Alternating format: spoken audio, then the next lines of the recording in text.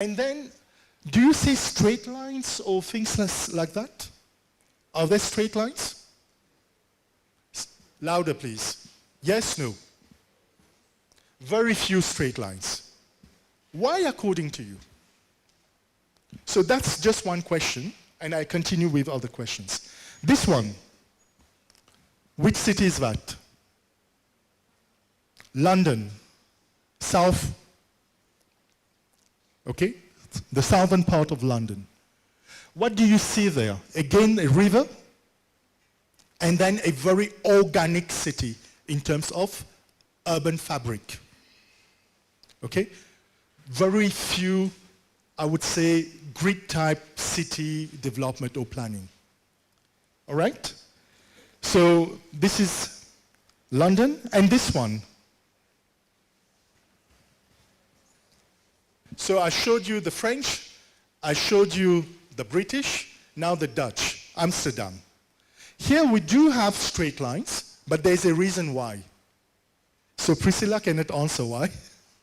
Okay, who can answer why we had quite some straight lines? Anyone in the room? Who have ever seen photos or videos or traveled to Amsterdam? Sorry? Wave? The terrain? Yes, it has something to do with the terrain. Yes, sir. Water bodies. So they had to do artificial, I would say, well, water is not artificial, but thank you, VC. I'm sorry I'm taking more time.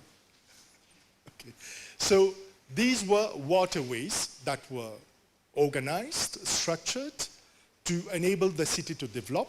Okay, because the word or the name Netherland basically means below water.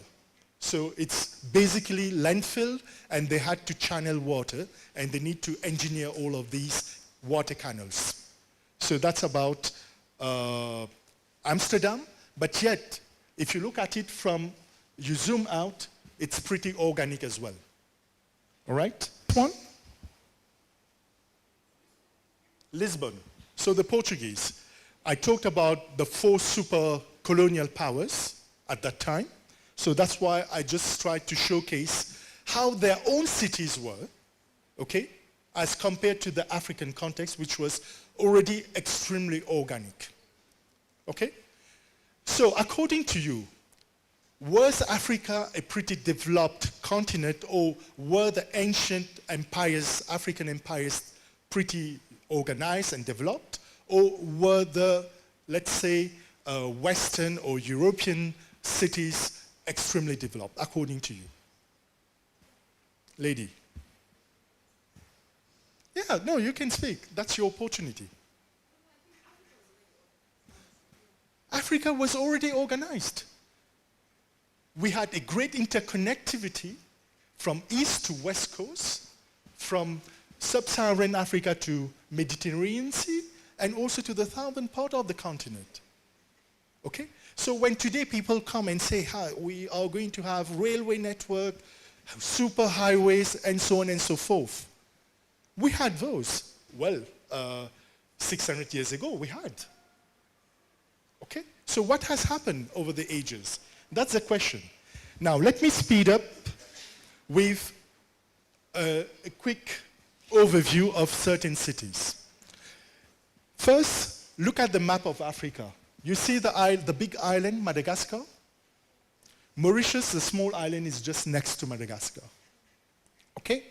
So basically, Europeans were trading, and remember the earlier map I showed you, along the coastline of Africa, west coast, going down to the Cape of Good Hope, going up the Mozambique Canal, where you will have Kilwa, you will have Zanzibar, up there you would have Mombasa, going further up, okay, and then to India, where you had the East India Company, be it for the French, the British, and also for the Dutch, okay? And they were even going further, okay, to Asia, so I would say China, and so on and so forth, all right?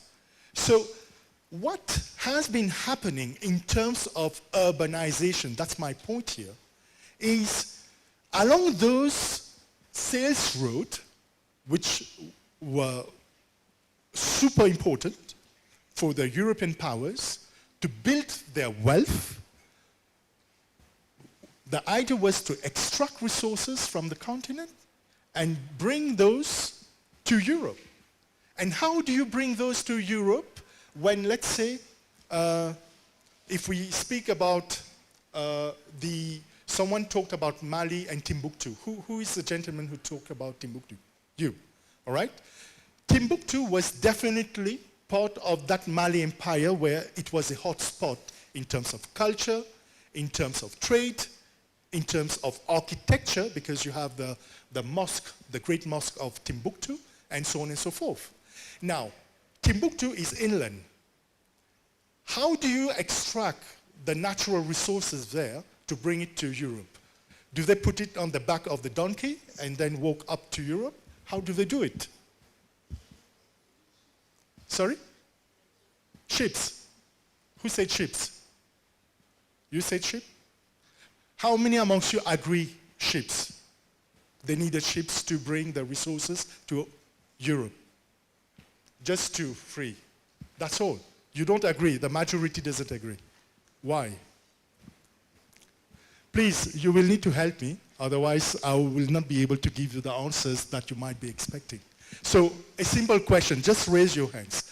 According to you, the European powers needed to use ships to extract resources and bring to Europe. Who says yes and who says no? Yes? Okay, kind of 50-50. It's much better. Indeed. So this is, again, the quality of the images are too bad. But the first diagram up there, it shows how Cape Town was initially and how the urban fabric kept on getting bigger, urban sprawl, and so on and so forth. And then you have a Google map of Cape Town as it is today, where there has been a massive development around the port. So this was a starting point.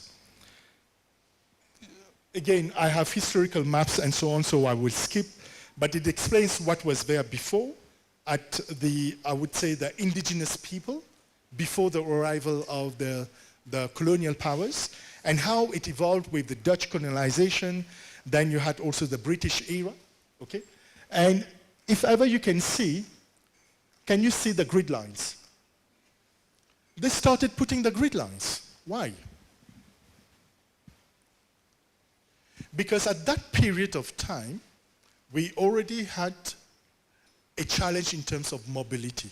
They needed to organize the city in a functional manner, in a very operational manner, also to mitigate risk when it comes to, let's say, sanitation, okay, and so on and so forth.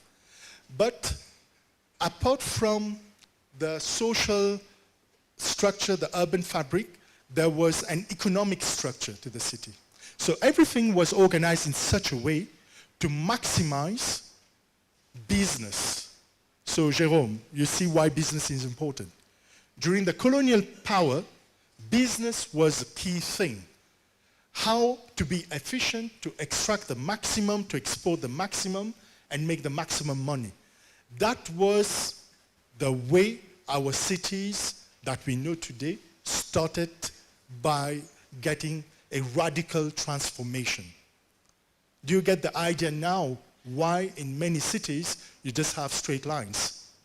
Because it started first to have with I would say, what type of mobility do you know existed at that time? Means of transport, I mean. Sorry? Horse, humans, later on horses, then the first cars started coming. So when you have an organic structure, humans can walk in any direction. You don't need any steering. Okay, your brain, your legs, or your steering. Okay, when you have machines, okay, you can't steer in all directions all the time. Okay, so you start structuring the city, even if you have a horse and the horse car behind. Of course, you can go round a curve, but you better write in a straight line. Yes or no? So that was the spirit of the urbanization or urban planning strategy that they had. And if you go in any of those old colonial cities, it would be literally the same thing all over. So you will have a main axis where you will have the major public buildings, you might have the church, you will have the assembly, the National Assembly, etc., etc. And then you will have residential area dedicated for certain category, social category, okay? So the upper class of the society, and then you will have those who are pushed a bit outside, okay, in the suburbs. I use the word suburbs. That's the starting point of when we talk about informal settlement, okay? So in a way, that is how it all started, okay? But we didn't call it informal settlement. It was intentionally made that certain people will live in certain region of the city which is outside the city or at the edge of the city, but not in the heart of the city. You get the idea now when we speak about informal settlement or slums? Yes or no? Yes? Okay. So I continue. Extremely important, this card. And that's the reason why I selected Cape Town as well. Do you know what's that?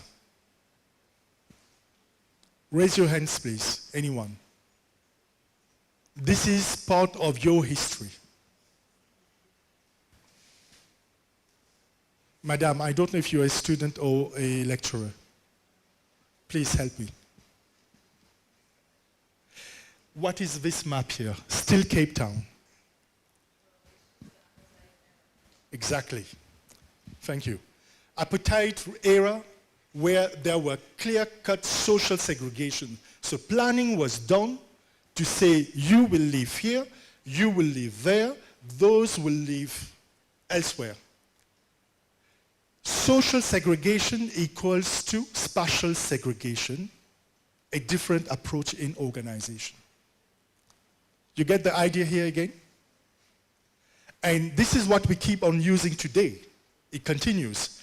This pattern continues of segregating because we say, okay, not everyone can pay this piece of land because the cost of that land would be per square meter, I don't know, I say something nonsense, 100,000 okay, USD per square meter. So that other guy won't afford it, so you better go far and live in the village. Can you understand what I'm trying to say? Please. I have in the city center a plot of land. To whom will that plot of land be dedicated to? Those having the means. But why? The question is why? Okay? It's because all of these are purely artificial. It has been created. By whom? Okay, don't answer. Okay? But it's just a reasoning again. All right? So I speed up on these. So that's Benin, Cotonou, not Benin City. Okay? Today's Benin, which also has a very important port. So I'm not going to the details about Cotonou and so on, but you have Porto Novo, which is a very exciting city from both architectural and also planning point of view, as it had close connection also with Brazil. Okay? Please look at Porto Novo, okay, which is the administrative capital city of Benin. Okay? Do take note of that and have a look at it, please. That's important for your own knowledge. And speaking about the west coast of Africa and the various kingdoms, so now you can see the Mali kingdom. Do you see Timbuktu up there? See how inland it was, okay? And then down you have the Ashanti kingdom, so Ghana, all right? And next to it you will have the Oyo and so on. That's where you have Benin, okay? The kingdom of Dahomey. Right? So understand how deep, when the sailors came, they started exploring, they went inland. To get what? Because if Timbuktu is where it is, it's because there we had a lot of natural resources. The natural resources were not on the coast. It was inland. So they had to get in there. So I speed up, okay, with the other cards just to show you. This one is Senegal, Dakar, okay.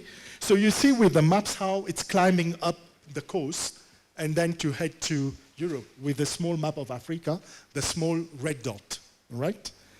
So this is Senegal, Dakar, and unfortunately, again, the image is not clear. You would have seen, maybe if I can show it like this with here.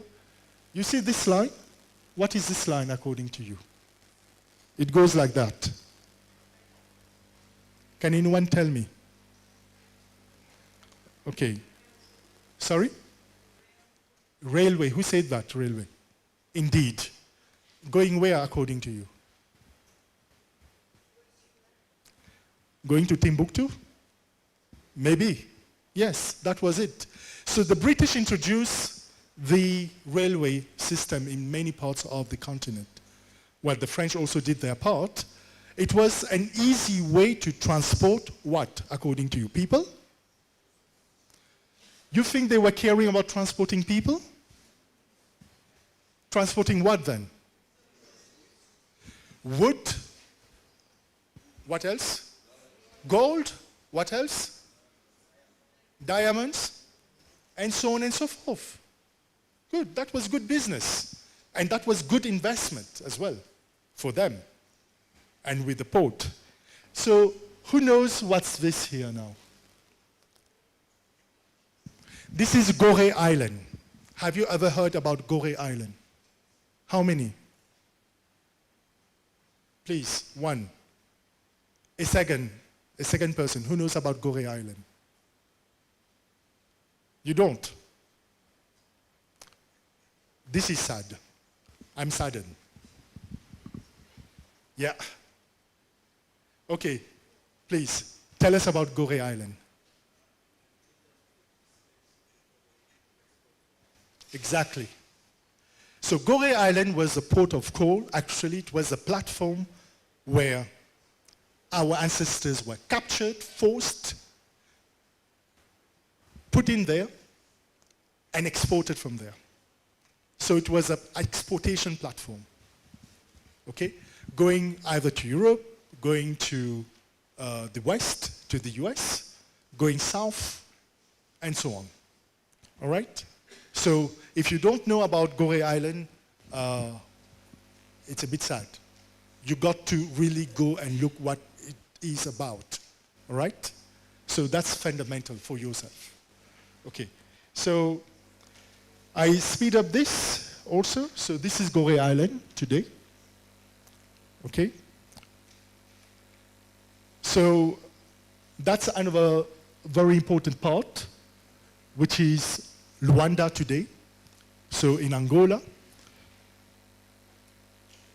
And it was one of the biggest, I would say, development in terms of seaport activities, Luanda. There was another kingdom there before, which I showed you in one of the pictures earlier. Okay, but I can show you again that picture, this one. And that was completely transformed into a complete seaport oriented towards business, towards trade, okay? So that's what has been happening. So this time by the Portuguese. All right, you've seen about Dakar by the French, okay? We spoke about Cape Town by the British. You've seen also, Cape Town was first by the Dutch, all right? British came later on. And of course, you've seen now what the Portuguese also, how they transform the public infrastructure. Now, African realities. So I see some of you living, surely you have other obligations. Thanks for your attention, okay, so far. So, African realities. In terms of the African population, when we speak about cities, we can't just speak about cities. We have a continent which is wide, gigantic, and we are talking about 1.2 billion Africans. half of which lived in cities. Okay? So how do you put a landlocked country? Okay? So they have their neighboring countries which have, I would say, the coastline, like Senegal, Benin, Togo, and so on. So a lot of people migrated there, all right? To do what? Because they think that in cities, lives can be better, they can make better money, they have better facilities, and so on, all right? So that's one of the reasons why we have a huge concentration of the population in Africa in our cities. And that adds to a significant pressure where you have people going into having no choice but to live in an informal manner. That's where we start having what we call slums, but we now adopt a more civilized term to call informal settlement, because there is a specific ecosystem for the informal settlement. If you look at the northern part of Africa, central part of Africa, western part of Africa, each informal settlement has its own character. So that's where we again get to the point of the urban patterns, okay? But this surely you will have more to hear from the speakers who will come later on. So I will skip, as I've been taking quite some while, so 1 hour is nearly gone, okay? So I want to show you this map when we were speaking about natural resources. So maybe you've seen that map on the left-hand side where we showcase Africa with its natural resources from oil, coal, gold, amongst others, even coffee, cotton, and so on. And then when you look at the right-hand side map, sorry if you can't see the outline of the continent, the yellow part, it's where you have conflicts in the continent, okay? So, well, not conflicts, but you have crises. And then when you turn to the orange part, you see some parts which are a bit darker. You have either catastrophes, such as earthquakes. Have you ever heard about the latest catastrophes in Africa? Did you hear about any catastrophe in Africa recently? In Morocco, in Libya? Have you heard about something? In Sudan? What did you hear? In Sudan, what Sudan is close by? Floods, apart from other challenges that the country is facing. But remember the map that I showed you earlier about the early civilizations. It's along those same lines. Why, according to you, the early African civilizations, empires, the same geographic regions, you have crises, you have conflicts, you have catastrophes. Why?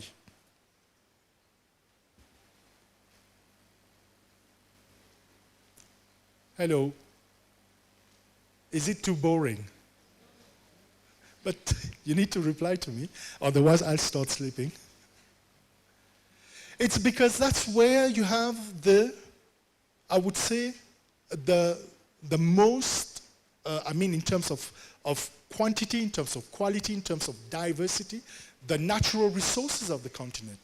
From oil, gold, diamond, okay, and other, you name other kind of minerals, it's from those regions. And why you have natural catastrophes as well, like earthquakes and so on, or volcanic activities.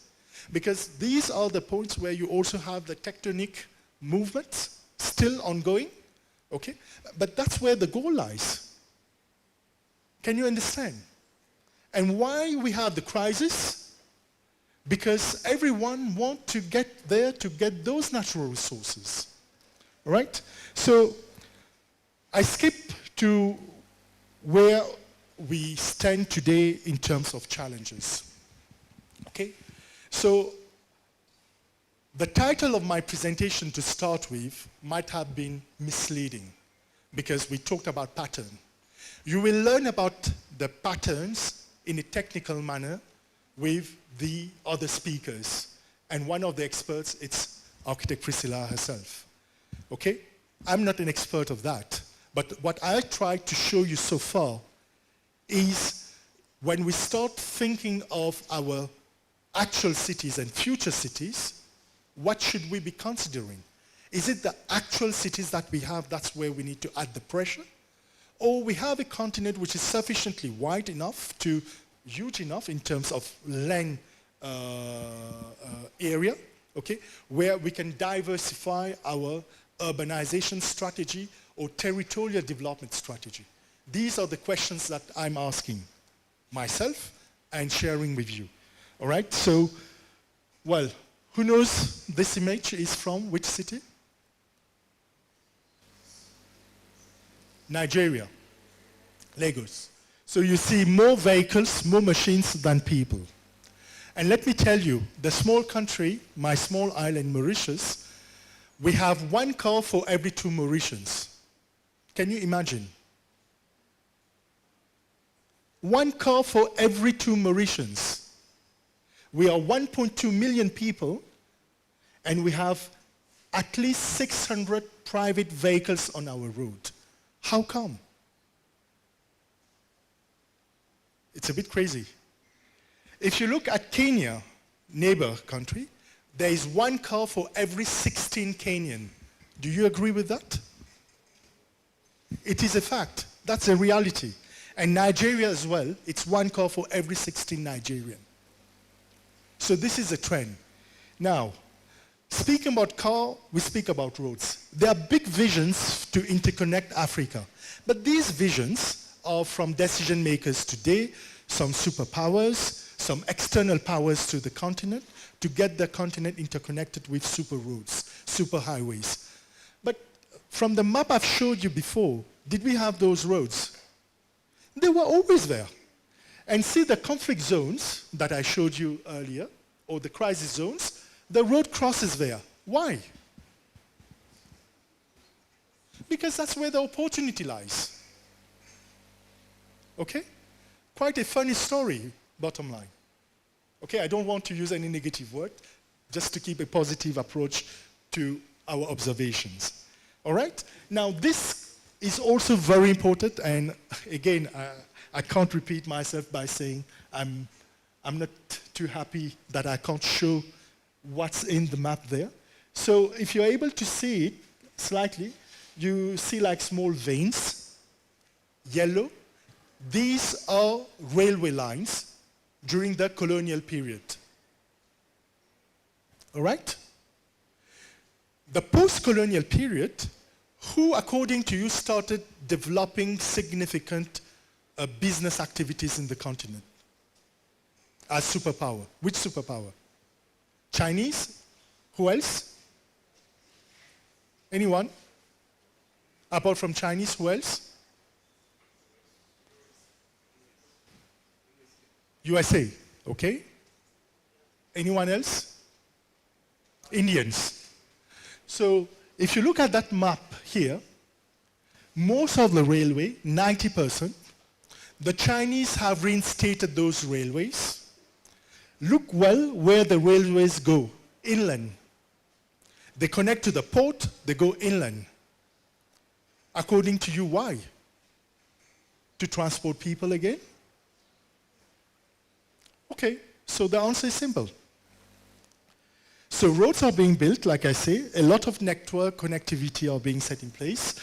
Digitalization of the continent is under its way, very strongly. So one of the nearby countries, you would have Kenya, which is doing very good, Rwanda as well, Uganda is coming step by step, okay? But South Africa is, again, booming from the digitalization. You have Ghana as well. So these are the new set of parameters to be considered. Further transformation about the way we interconnect. So again, in terms of digitalization, you also have a different way of transportation. That too is coming. Okay? But the question is, what model do we need for the continent? So I'm concluding now. Okay? I know I've been taking already 1 hour, exactly 1 hour now. So I take 10 more minutes and it's wrapped. I will wrap it up. So this map, nothing to do with Africa, nothing to do with Europe. It is the Fifth Avenue in New York City. On the left-hand side, you had horses with cars, okay?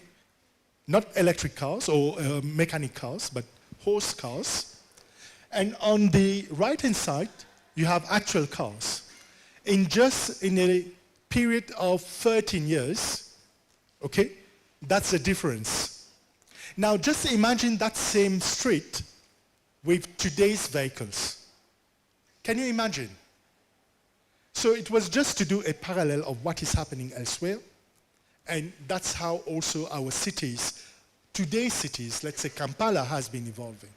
You want to cross one part of the city to the other, okay? If you say there is no traffic, okay, I can get there in 15, 20 minutes. But if there is a huge traffic, so count at least 2 hours, so pack your food along with you because you will spend some time, okay, waiting on the road, right?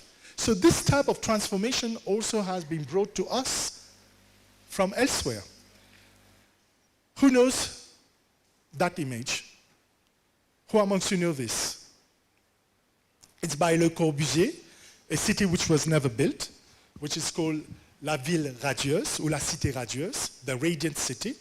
So basically it was a city, I put it in short, a city designed to maximize, I would say, space for industrialization, for mobility, and to stack people vertically.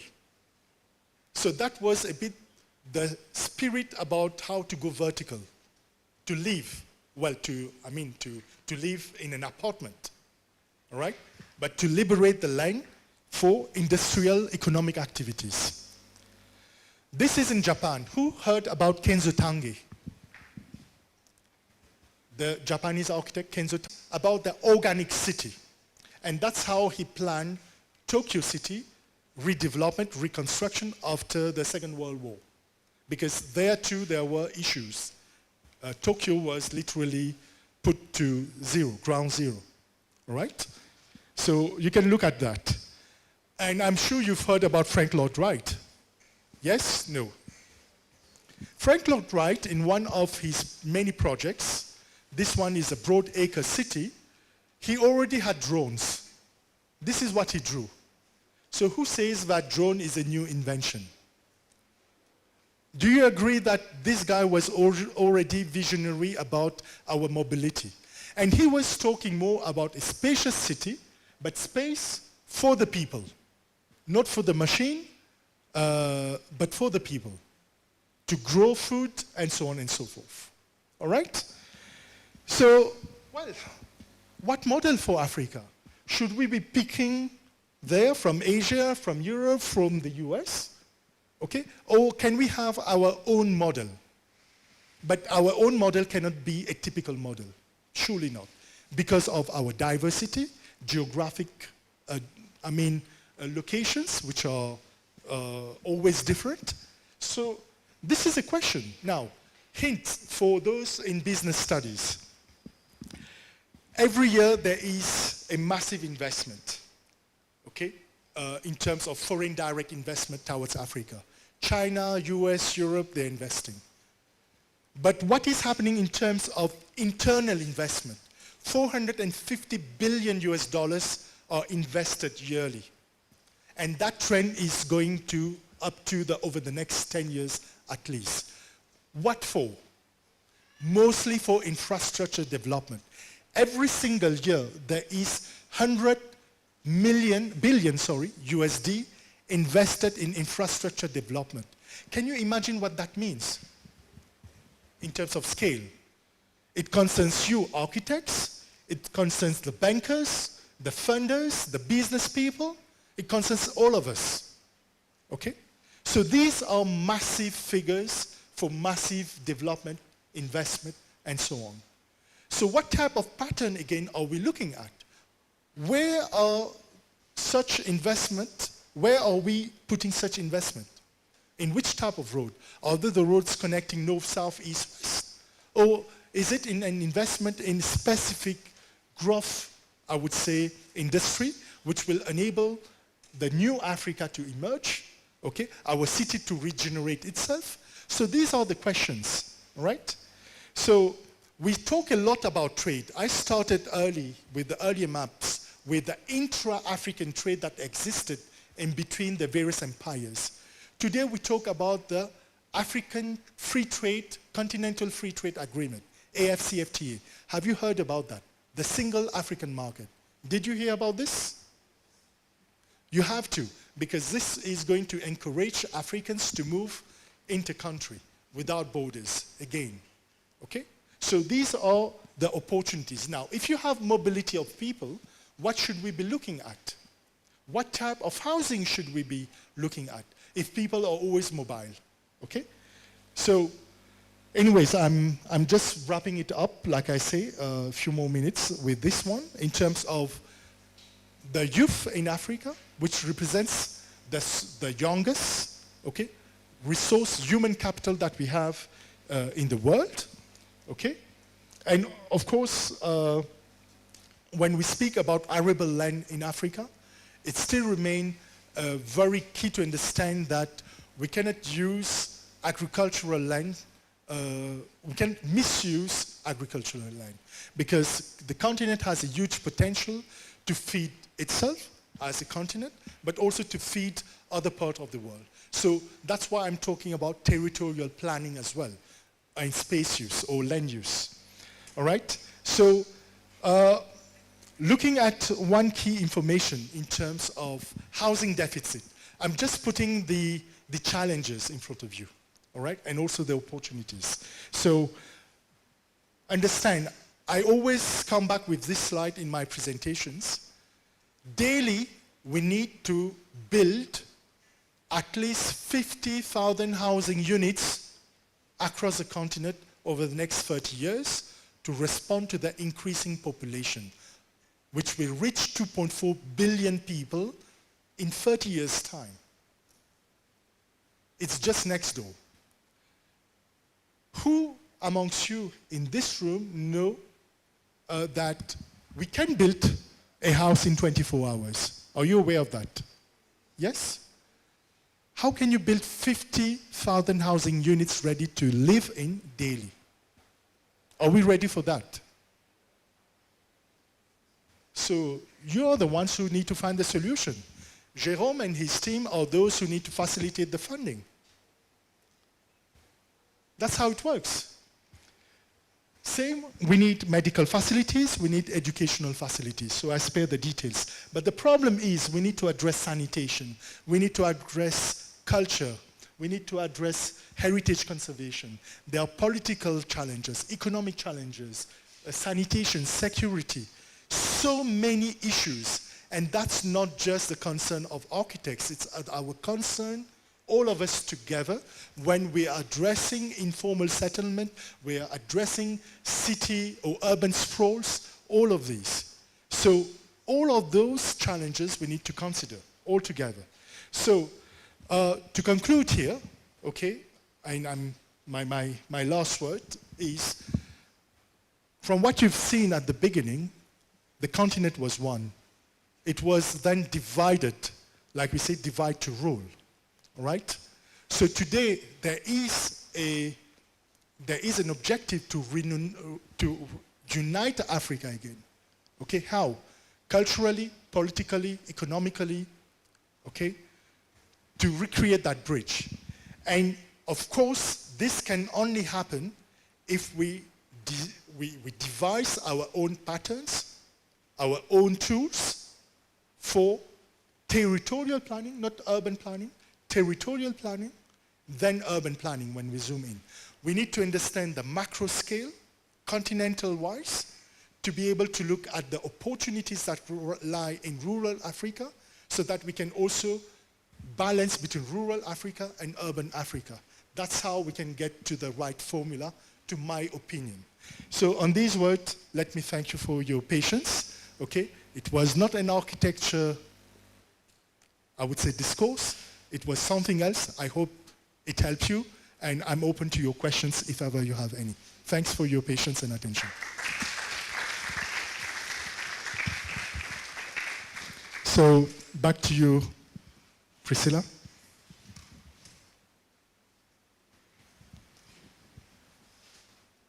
Thank you. Thank you so much, Mr. Vinesh. Could we give him another round of applause? What a thought-provoking, start to the course. I'm already energized. Like, we need to jump on this as Africans. We need to reimagine what our future needs to be. We need to draw our own maps, so to speak. So thank you so much for that. Do we have any questions, comments? Yes? Okay, so if we have some questions, we'll take maybe 3 questions.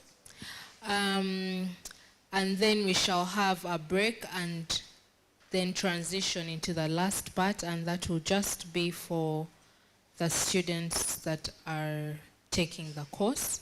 So the rest of you are free to leave after the break, unless, of course, you really want to stay. You're welcome, but otherwise we'll just have the students taking the course. So we have 1 question here. Is there any other? 2 questions, 3 questions. Okay, that's it. Okay, please come down, the 4 of you. Yeah, come.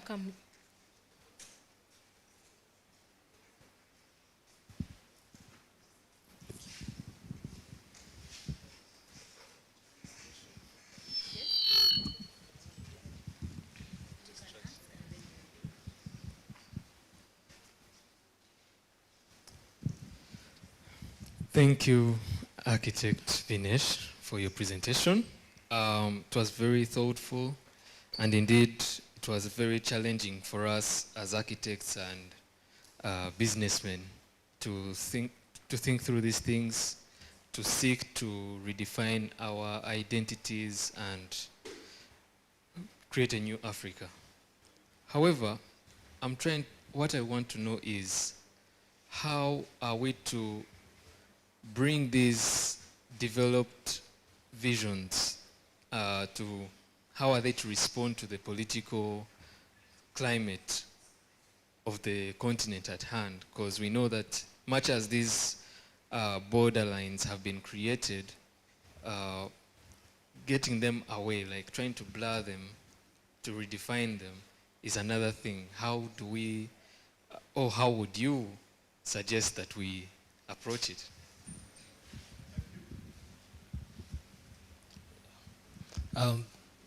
Thank you so much, Architect Vinesh, for the presentation today. So my question is about the neo-colonialism. And this is a problem that we are facing. I think it relates with this question, whereby now the other people, or the foreigners, or the Western and Eastern people are controlling the governments. And this now, as much as we may want to change the current divisions that we have, there are some people who are pro all accepting them. So how do we go about it, especially as future architects, or as future scholars for the pattern language course? Thank you. Thank you, Mr. President. Thank you, Mr. Vinesh, for that really enlightening talk. My question would be, or say questions. You talked about digitalization, and one, I think, from the perspective that you've really pointed us towards, I feel truthfully, Africa got brainwashed. We were taking a path that wasn't literally ours, and it is not rooted in who we are or how our civilizations grew. I mean, and how they related with each other through trade. Because I believe all these measures they took in terms of how you're breaking it down for us, like how the cities developed, how these routes and the means they used, I mean, originally African routes and means of transport that were used then, all sprouted from ideas or ideations that came from Africa. But now we are already taken up by, and I say we are already living, and say every behavior, every culture has been, should I say, influenced largely by that international or way of life through different things like digitalization and, I should say, technology. So two things. How do you think I was going to say Uganda, but it's literally an Africa problem. How do you think Africa can track back to that advanced civilization and then pick up from there? Because I feel we need to first go back, get that system of doing things and then come back from. But the problem is we are already taken up by what's happening in terms of technology and the digital world. That's one. And then two, the relationship between digitalization and then architecture. How would you, how do you relate the two, digitalization and how how architecture would influence that? Yeah, thank you. Thank you, Mr. Vinish. My query is more about African cities. We've seen various things about the African cities. So mine goes to how, as Africans, can we find ways of addressing sustainable mobility while, embracing our African culture and not indulging much into the Western part? Thank you.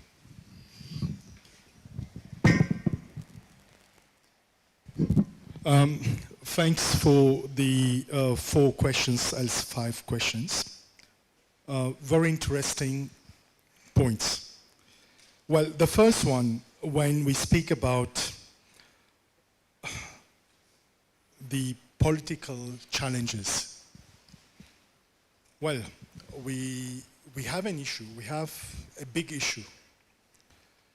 How many architects are involved in politics or bring some of their contribution in political decision making?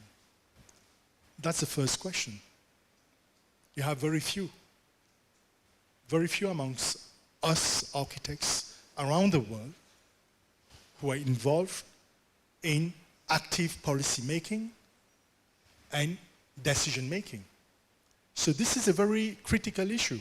If we are not interested in politics, how do we want our fate, our future to change? So I'm not telling you as architects to be like, okay, hold a political flag and start making all kind of public discourse on this and that, but yet you will need to have certain form of involvement. Let's say the city of Kampala or any other city is having a new project to have, we are talking about roads, for instance.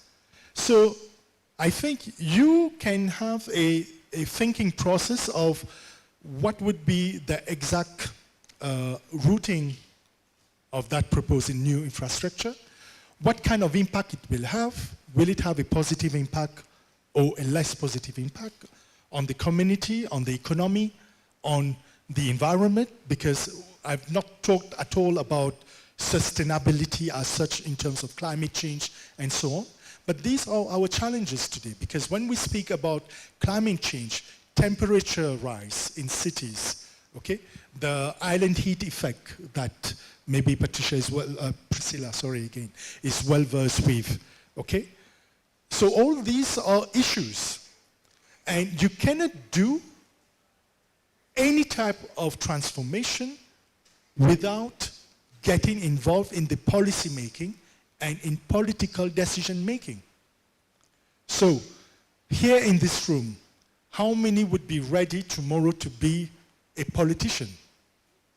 First, that's good. And his reaction time was very fast. That's what we got to do. And he doesn't need to be as a frontliner, but he needs to be in the same movement to make that transformation, to bring that contribution. Because architects have certain skills that many others do not have. We are able to think of space and to think of people, to think of culture, to think of economy, and we bring all of these, in the same formula, and in one line when we draw it, we can enumerate what we are thinking about with that one line. So that's what I would say for the first question. Sorry, who was the first one? Yeah, okay, I hope you got the answer, part or at least part. So the second question was, again, closely related to the same issue, political concerns. So when we talk about subdivision, now we know a neo-colonialism happening anyway. We termed it that way. Whether it's good or not, I don't know, okay? Well, I have a personal opinion about it, okay? But if I may share an opinion which could be quite general, let's say I was positively surprised when I arrived yesterday early morning to see that your new airport is operational, okay, at Entebbe. How many amongst you use that new airport? Already? 1, 2, okay, 3. Were you happy to use it? Yes? Were you happy at the back to use a new airport? But it was funded and built by the Chinese. Why are you happy?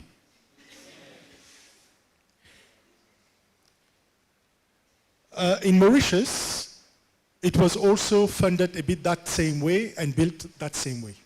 Am I happy to have a nice airport in Mauritius? Yes. Well, there are few things I'm not happy with there, but it is a facility, it is an equipment important for the country to travel. So why did we allow them to invest and build it? Is a question. The country has the money or no? That's a question. The country has the know-how or no? It's a second question. And we keep on going like that. So I think there is a right balance that we need to find. Okay?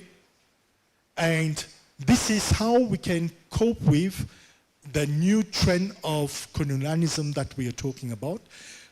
Still some from the Western countries. You have also from Asian countries. So that's the new world order at the moment. Okay? So unless you are at the top of that new world order, you can make things change, but by the time you reach there, 30 years has gone. So the population of Africa has already doubled, 2.4 billion. So I think it's tough. So my advice, if I may, would be, let's cope with it the best we can. Okay, for instance, if there is a Chinese investor coming or builder coming, let's try to be in touch with them and see how, if there is any way to be involved and try to influence things as best possible for the interest of the city, of the people of the city, or the country. That's what I would do. Okay, and that's how I'm doing also for some of the projects where I have no other possibility to bring my contribution differently. Okay, so I hope that one also answers a bit, not thoroughly, but part of the question. Regarding digitalization, so, well, I'm not sure to have understood the brainwash thing. Who asked that question? Sorry. About, yeah, all right. So I think we are always brainwashed at all times. If I may say, I brainwash you also today. Do you agree? But I washed it in a maybe positive way. You agree or not? It all depends who you listen to, what you're looking at, how you interpret it, and how you make it useful for yourself or for your own people. So it all depends on whether we want to take something that is brought to us or not. If you are not hungry, someone wants to force you to eat. Why? You're not hungry. And when you are hungry, no one wants to give you food. You need to fight for it. So I think there is something which is, again, our basic instinct that we need to go back to. Okay? So it's not about going back in the past. It's going back to our basic instincts, which we still have. Okay? And to put it in a more practical term, we need to use our common sense. All right? So if the Gaba Road, you have a huge traffic, you're stuck in a car, grab a bike, I'm sure you will be making it on time from a point A to a point B. Do you agree with me? And I'm also sure if you walk, and you walk pretty fast, you will also make it on time rather than getting stuck in the traffic in a car. Who brought us the cars? No one else. We brought the cars. Okay? This is now our own doings that we are facing. Okay? Those who were there before, they did their part, and we are continuing it. So how do we mitigate that? It's a question. Now, talking about digitalization, let's not mix things. What I want to say here is there are tools that we can use to our own benefit. One example, when we talk about everything dealing with numerics and so on, new technologies, better said, when it comes to cultural heritage conservation, you have cultural, let's say, heritage buildings and sites. Earlier days, we were doing like, let's say, surveys, walking around, measuring, taking days, weeks, months, years to document a site. Today, you have technologies that can do it within hours. You just indeed walk around, and you are scanning the whole site. So why should we be rejecting new technologies or digitalization? So let's identify how these tools can be helpful to us, make it to our advantage, again, all right? So I will take another example. We have a technology here to project. I'm sure if I would have done the presentation like in the old days, what we call a diapositive. So it's a kind of a projector where you put a small slide on it and it projects. It would have been a clearer picture. But this thing is high-tech, but it didn't help us. So I'm also sure if I would have printed it like we do for your project's presentation, you put it on the wall, all of you would be coming close and look at the map and would start talking in between yourself, hey, look, this is the road where it's going, and so on. It's more interactive. So there are pros and cons. We need to know how to adapt ourselves all the time. Now, hopefully I answered to your question here.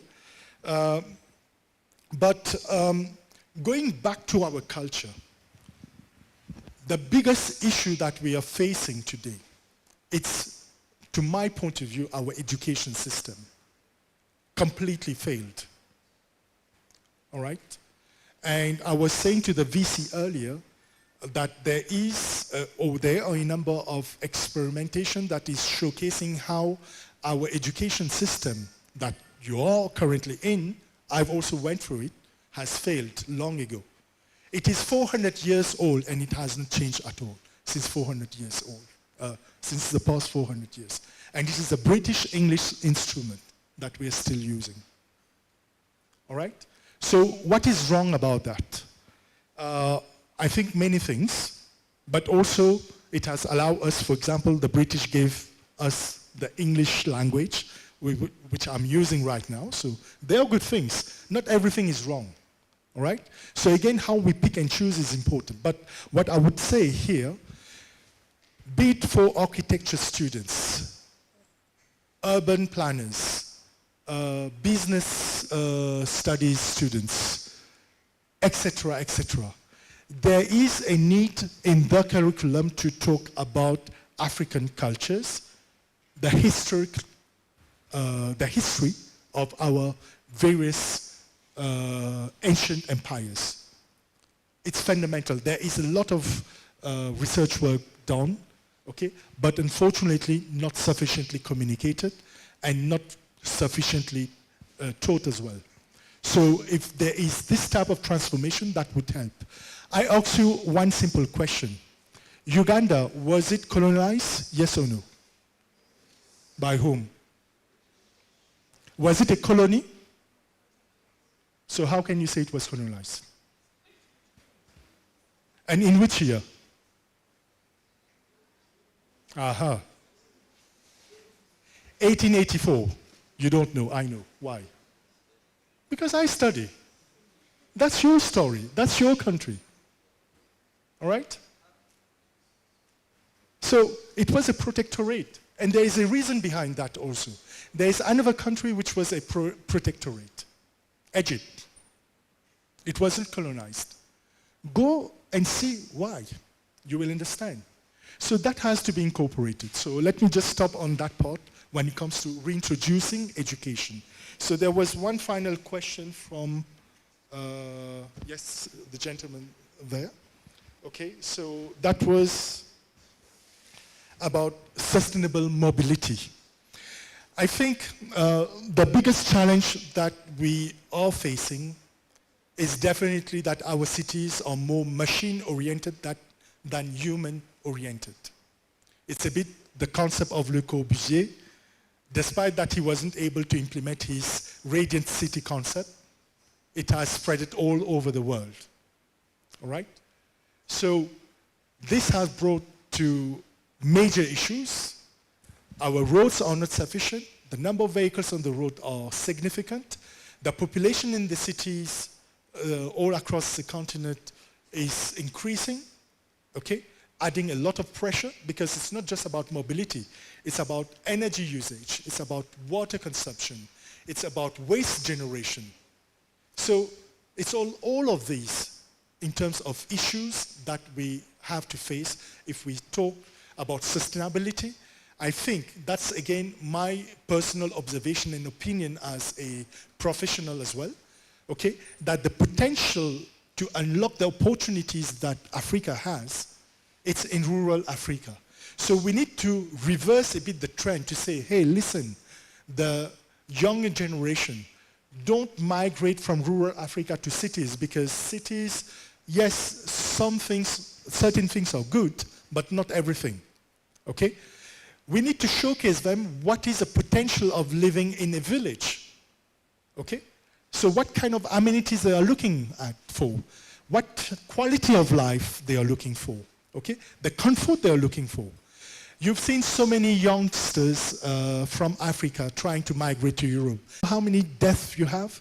And in the northern part of Africa, I don't want to mention the country, where you have a kind of a ghetto there, a slum there, for African immigrants trying to move to European countries. And they are being tortured. So is this what we want for Africa? I can tell you, if you visit many other African countries, you would be surprised. Nairobi is one example. Ghana is emerging. Mauritius is another example. You go to Cape Town, it's still Africa, and it's fantastic. And why? So everything is feasible in the continent. Rwanda is doing great. Uganda is transforming. All right? So here is to look again at the pros and the cons, the potentials. And like I say, if we are able to find a mechanism to mitigate people to migrate from rural Africa towards the cities, or better say, we take people from the cities and we bring them to rural Africa. Now you have a model which exists since quite a number of years, which we call intermediate cities. Have you ever heard about, you've heard about intermediate cities?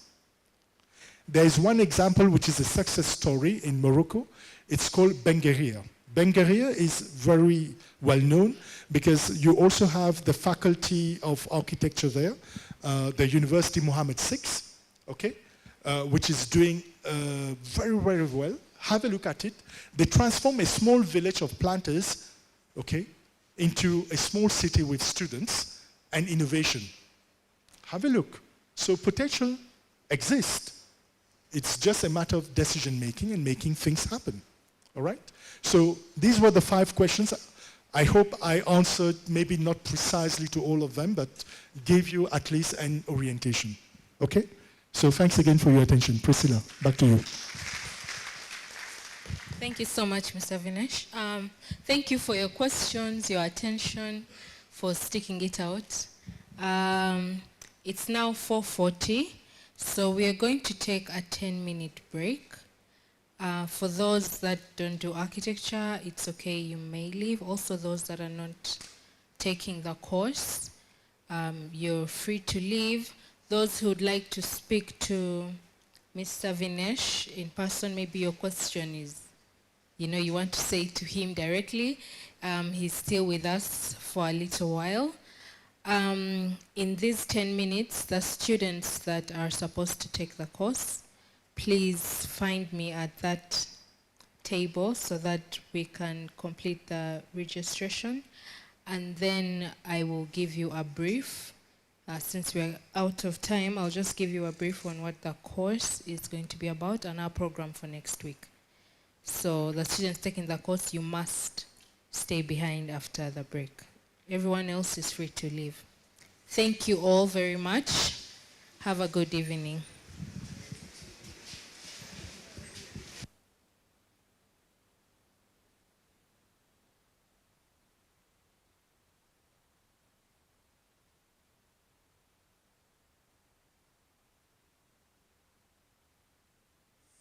The first thing I want to do is to thank you all for being here in support of this brilliant initiative that is not only leading us towards the enlarging of our borders and territories as the Ugandan Architectural Fraternity.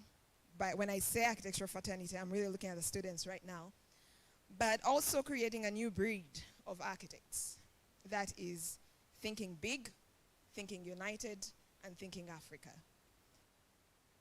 The first thing I want to do is to thank you all for being here in support of this brilliant initiative that is not only leading us towards the enlarging of our borders and territories as the Ugandan Architectural Fraternity.